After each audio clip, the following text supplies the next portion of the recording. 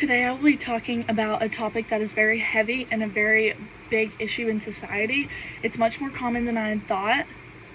And today I'll be sharing statistics about domestic violence that you may not have known before today, how it affects women and children that are involved, and how Safe Haven is a great resource for those who have been affected. Among all the research I did, these were the saddest facts that I found. According to the Journal of Interpersonal Violence, 1 in 3 women and 1 in 4 men have experienced some sort of violence in a relationship throughout their lifetime. Between 8 and 12% of women in the world are abused by their partners, and this number is projected to be about 25 million due to underreporting, so it's actually much higher than people think. And 1 in 4 domestic violence disputes are seen by a child within the household.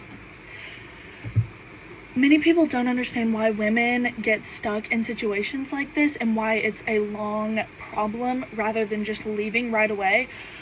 But my mom was willing to tell me a story of a woman she works with who was in a long-term abusive relationship, and I think the story really shows how people get stuck in these situations. Her and her boyfriend started dating when they were juniors in high school, and they were seemingly very happy. There were no issues. They dated for 6 years before getting married right after college, and still very normal couple, no issues, just a normal happy high school and college couple. It wasn't until they had two kids that he started becoming angrier and more violent, and just things started to take a turn. It wasn't until 2 or 3 years later that she realized this could not go on. But the reason she stayed and it continued to get worse was because they had a previous 6 or more years of a happy, healthy relationship. So she just always hoped that things would go back to that. And I think this is a great example of how women get stuck in these situations, because there's not always red flags or signs that you can tell for when your future partner will become violent or angry. Other reasons why women end up in abusive relationships are lack of financial resources, lack of help from authorities, and a place to seek shelter. Also, if the couple has children, some women think it's just easier to stay so that the kids have a roof over their head, which is a fair point, but a lot of times this does not work out for the best.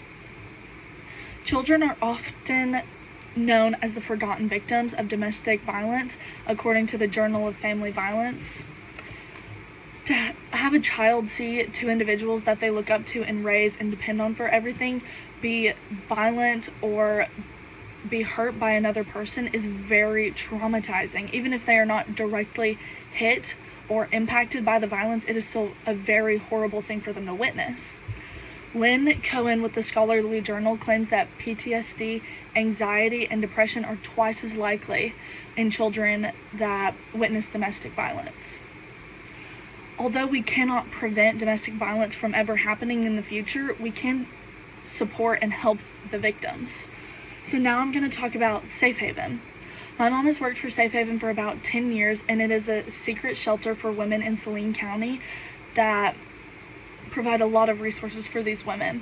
It provides counseling, clothing, food, a shelter, and it even tries to place them with jobs in the area so that they can provide a living for their children. It's not a permanent solution, but it is definitely a great transition place from leaving a relationship to having nowhere to go. This is a great option for these women and children. All throughout my childhood, every time we would clean out our closets and get rid of anything we don't use, we would always take it to the shelter. And I remember specifically one time we went and we gave the clothes to the children ourselves, because my mom thought it was very important for us to see how other people lived.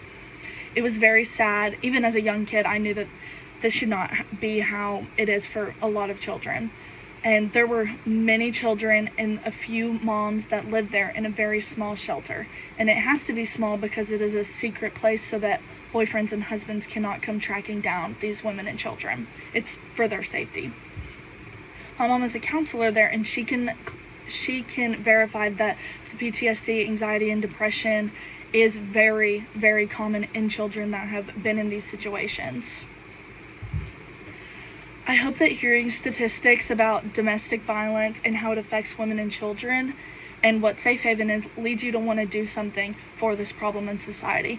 And although you may not be able to prevent a future abusive relationship, if there are ever clothes or backpacks or shoes that are able to be donated, there are many shelters around the whole state. And if you just look up the number for a domestic violence shelter, it will bring up the one closest to you, and there's safe drop-off zones all around the state. So this would be a great way to help victims in situations like this. Thank you for listening.